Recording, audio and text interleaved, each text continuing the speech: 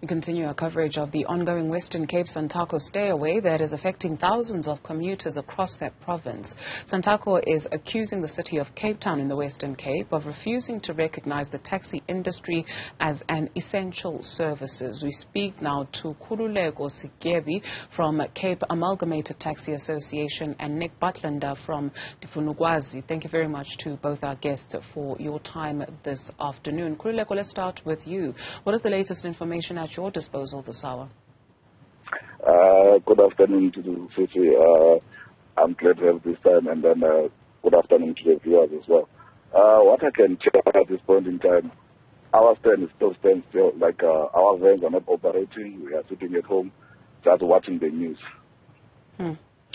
Nick, sure. Nick, do you perceive that the city has an understanding of why people use taxis? We spoke to the MMC for Urban Mobility in the city of Cape Town, speaking about a mixed model, right, of transportation, which includes Uber, rail, and My City Bus. Look, I mean, I think fundamentally what the taxi strikes have done is exposed the real dysfunction of Cape Town in particular, but that's a dysfunction that's shared by many other South African cities. Because the vast majority of people live very, very far away from where they work. So our least dense neighborhoods are those that are well located, whereas the neighborhoods where most people live and that are the most dense are very, very peripheral and very sort of far away from where jobs are and where services can be accessed.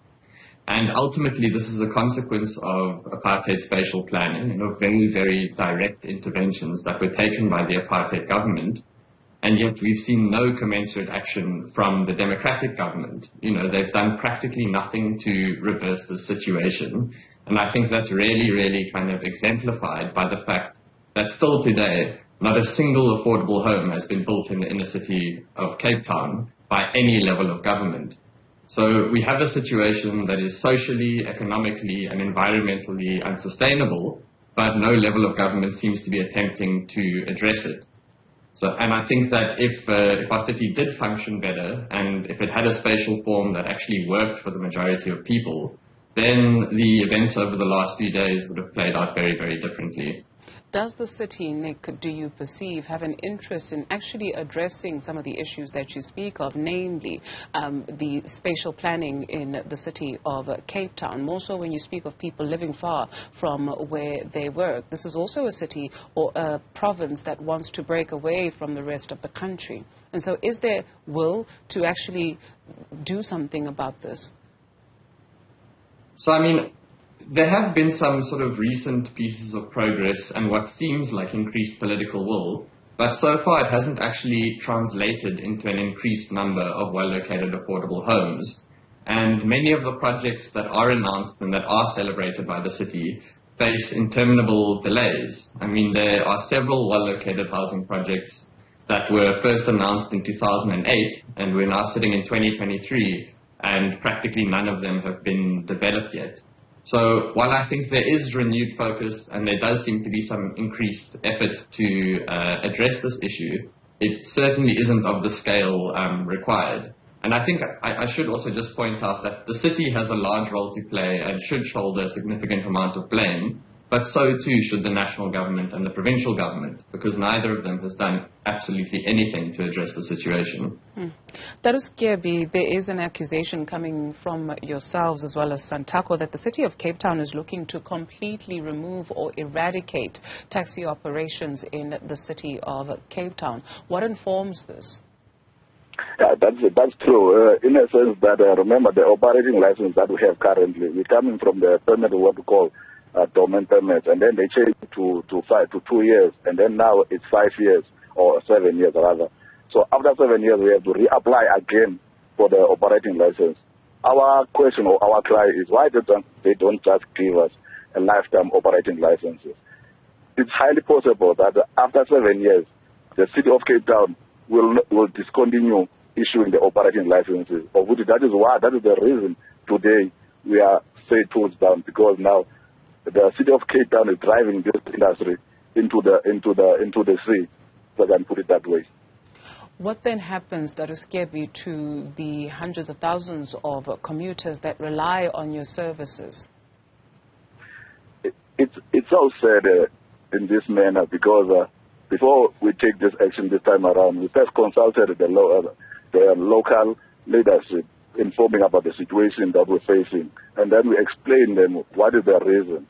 And then at some point, someone somewhere have to sacrifice something in order someone can hear, like the city of Cape Town can hear now, they can see that we are meaningful when we say that these bylaws are affecting our industry really seriously. So that is why we decided to put the tools down. As for our commuters, we spoke to them, and then they are aware of the situation. What is your understanding, Sityebi, of the violence that is alleged to be committed by members of your industry? Unfortunately, that one, you can ask the people that are already started the incident on Tuesday in the deck with a uniform where they were captured. As for the taxi industry, we distance ourselves. As I'm speaking to you now, I'm sitting at home watching TV. There might be a third force who is capitalizing on the situation. As for the taxi industry, we are not got nothing to do with this violence that are erupting in the Western Cape. Nick, just to close up the conversation, where are we now into democratic South Africa? Almost 30 years as we head into an election next year, and we're still talking about issues of spatial inequality not being addressed. What hope then is there? I don't even know if hope is the right word to use, but you've got people who are desperate for not only decent accommodation, but not to live eons away from work, eons away from school, eons away from access to the economy. I mean, I really do believe that there is hope and that we can have a better city, a city that genuinely works for the majority of people that live in it. But it will require a real break from this very slow and very sort of incoherent approach to land and housing that we've seen across the country so far. So I definitely don't think all hope is lost. There are clear solutions on the table for how things could be sped up and what could be done. But ultimately, what we really need to see is action from the government which matches the kind of scale and intensity of our housing crisis, which is getting worse and worse year on year.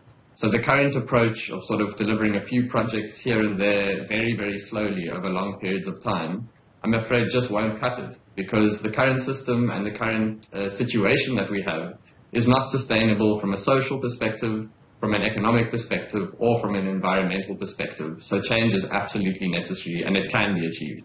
Because what is the unintended consequence, Nick, when you take a look at the visuals of the people who are actually desperate to get onto a bus? There's visuals of people who are pulling people from the floor to get through a window to get inside a bus.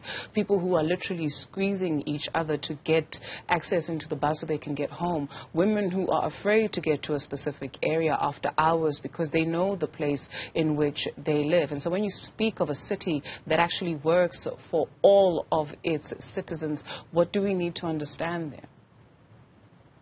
Yes, I mean, I think it's very important for us to actually reflect on the disaster that has unfolded over the last few days.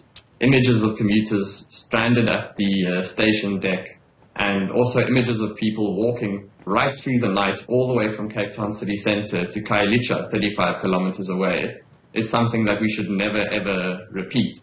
But, you know, to your question, I think the thing that we need to understand is that there were several hundred years of very intense, very direct government intervention, including millions of forced removals, which created the situation that we're in now. So we can't expect to change that situation unless we see the same level of intense, intentional, and significant kind of direct action by the government, both in providing affordable housing in better areas, but also in kind of enabling the private sector to help with that process. So there are solutions on the table, countless different proposals have been put forward, but ultimately what it will rely on is political will and of a recognition and understanding of the fact that our housing system basically excludes the vast majority of people and actually traps very, very, very many people in poverty because of the high amount of money that has to be spent on things like going to school or going to work or job seeking. This is a real structural barrier to progress across a whole number of fields in South Africa.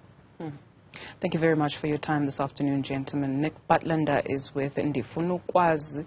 Khululeko Sityebi is with the Cape Town Amalgamated Taxi Association.